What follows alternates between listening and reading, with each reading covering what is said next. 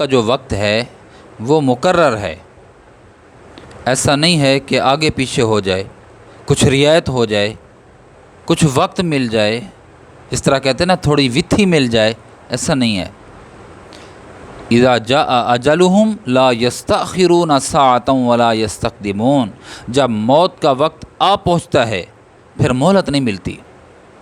موت کا وقت آ جاتا ہے تب بھی مہلت نہیں ملتی۔ موت کیسے آنی ہے یہ بھی لکھا ہوا ہے، اور ایسے ہی آئے گی جیسے لکھا ہوا ہے۔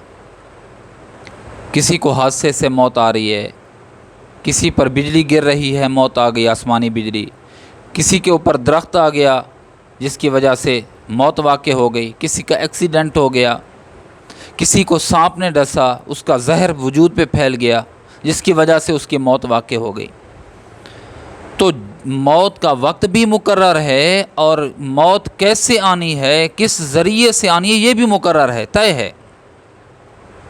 بندہ ہر وقت تیار رہے، کوئی پتہ نہیں ہے کب آ جائے، اور یہ بھی پتہ نہیں ہے کیسے آ جائے۔ پچھلے دنوں ایک سوشل میڈیا پہ ویڈیو وائرل ہوئی، دلہا اور دلہن سٹیج پہ بیٹھے ہوئے ہیں، ابھی رخصتی ہونی ہے، اب دلہن کے پاس دلہا آ کر بیٹھا ہی تھا، وہاں پر فرشتہ آ گیا، لوگ اس کے شادی پہ آئے ہوئے ہیں، شادیانے بج رہے ہیں، خوشی ہے ہر جانب، اور دلہا میاں کھڑا ہوا، اور کھڑا ہونے کے ساتھ ہی کچھ ہوا اور وہ فوراً گر گیا اور موت واقع ہو گئی۔ تو موت کا وقت مقرر ہے، کیسے آنی ہے، کہاں آنی ہے یہ بھی مقرر ہے۔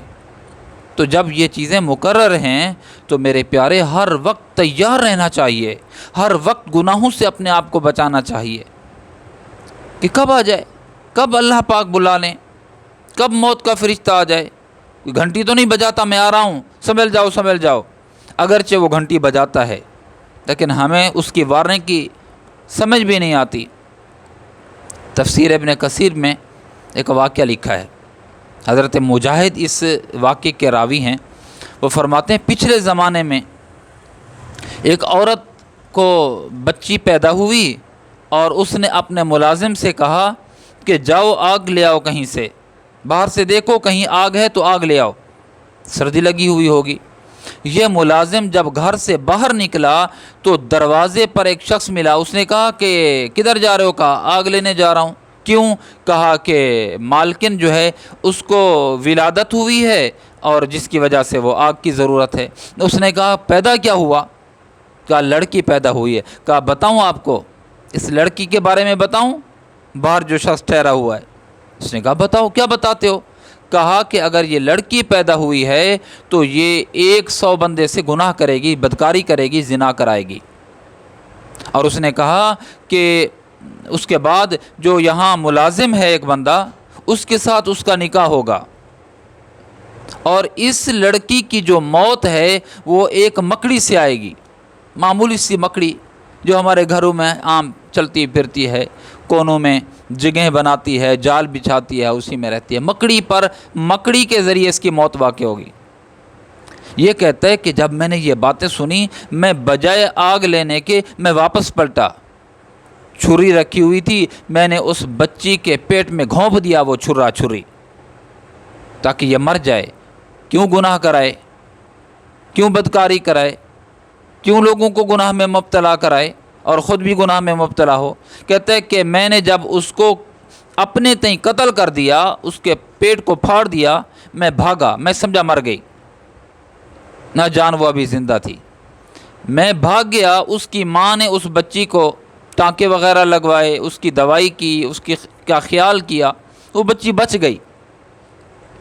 یہ آدمی بھاگ کر سمندری راستے سے نکل کر ایک جزیرے میں جا کر اس نے وہاں پر نوکری شروع کر دی، کاروبار شروع کر دیا، 20-25 سال وہاں پر بہت بڑا بزنس مین بن گیا، دولت دھن اس کے پاس موجود۔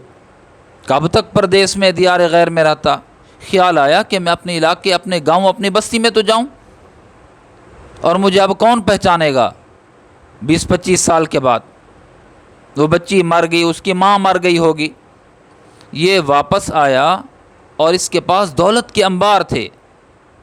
اپنی بستی میں آیا اور ایک بڑھیا سیاਣੀ بڑھیا سے کہا کہ میں مالدار ہوں اور بغیر شادی شدہ ہوں اور میں یہاں شادی کرنا چاہتا ہوں. میں اسی بستی کا رہنے والا ہوں. کاروبار کے سلسلے میں باہر گیا تھا. آپ مجھ سے پیسے لیں اور اس کے بدلے میں اس علاقے کی جو خوبصورت لڑکی ہے اس کے ساتھ میرا نکاح کراؤ. اللہ کی شان، یہ لڑکی جس کا پیٹ اس نے پھاڑ دیا تھا یہ بچ گئی، بڑی ہوئی، انتہائی حسن و جمال کی پیکر، اور بلوغت کے بعد فوراً یہ بدکارہ ہو گئی. پھر بڑھیا نے اس علاقے میں ٹٹولا کے خوبصورت جو سب سے زیادہ خوبصورت نوجوان لڑکی ہے اس کو میں ڈھونڈوں. تو اس لڑکی پر جا کر نظر پڑی، اس بڑھیا کی اس لڑکی پر جا کر نظر پڑی. والدین سے ملی اور اس کو تیار کیا کہ آپ کی بیٹی کا میں نکاح کرانا چاہتی ہوں. بہت بڑا بزنس مین، خوبصورت ہے اور مال و دولت اس کے پاس ہے. تو آمادگی ظاہر ہو گئی، نکاح ہو گیا، رخصتی ہو گئی، ہنسی خوشی یہ رہ رہے ہیں. ایک دن اس خاتون نے، اس لڑکی نے پوچھا کہ یہ تو بتاؤ کہ آپ کہاں سے آئے ہو؟ اتنی بڑے بزنس مین، آپ کا نام نہیں، آپ کی شہرت نہیں، آپ کا تذکرہ نہیں ہے، اچانک کہاں سے آ گئے؟ اس نے کہا صحیح بات بتاؤں؟ کہا جی بتاؤ. کہنے لگا کہ بات یہ ہے کہ میں اسی بستی کا رہنے والا ہوں. ایک جگہ ملازم تھا اور بس سارا ماجرا سنایا کہ لڑکی پیدا ہوئی، باہر گیا، تو بس پھر میں آیا، میں نے اس کا جسم پھاڑ دیا، اس کا پیٹ پھاڑ دیا، میں نکل گیا. اس نے کہا میں بھی آپ کو ایک عجیب بات بتاؤں؟ کہا بتاؤ. کہا کہ جس لڑکی کا پیٹ تو نے پھاڑا تھا نا، وہی لڑکی میں ہوں، وہی لڑکی میں ہوں. اس نے کپڑا ہٹایا اور دکھایا، زخم باقی تھا. اس نے کہا اچھا وہی لڑکی ہے. تو ایک بات آپ کی نسبت مجھے معلوم ہے، دو باتیں ہیں، ایک بات بتاتا ہوں. جی. کہا کہ پھر تو نے 100 آدمیوں سے گناہ بھی کرایا ہوگا.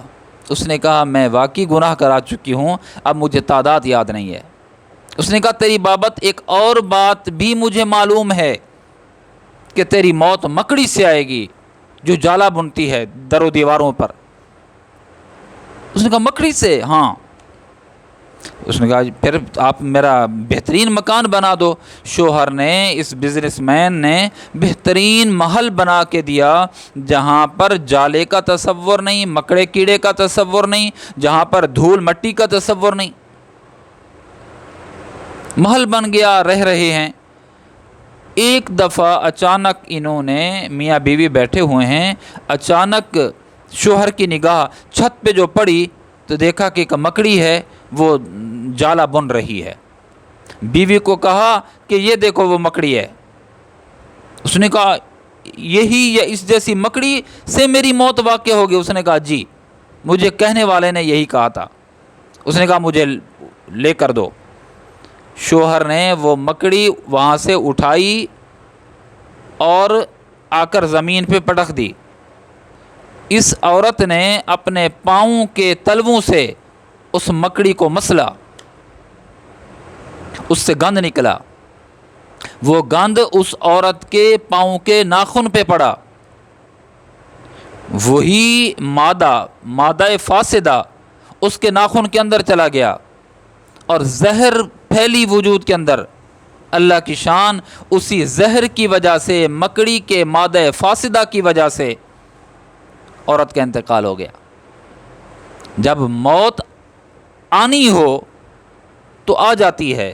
کیسے آنی ہے، کس سبب سے آنی ہے تو کوئی نہیں روک سکتا میرے پیارے، کوئی نہیں روک سکتا. جب ہمیں اپنی زندگی کا پتہ نہیں ہے، یہ زندگی اور سانسوں کی ڈوری ہمارے ہاتھ میں نہیں ہے، کسی اور کے پاس ہے. وہ کب کھینچتا ہے کوئی پتہ نہیں ہے، کب وہ کاٹتا ہے، کنیکشن کب کاٹتا ہے کوئی پتہ نہیں ہے، کیسے کاٹتا ہے یہ بھی ہمیں پتہ نہیں ہے. جب یہ پتہ نہیں ہے تو ہر وقت ہمیں اعمال صالحہ کرتے رہنا چاہیے، گناہوں سے میرے پیارے ہمیں اجتناب کرتے رہنا چاہیے.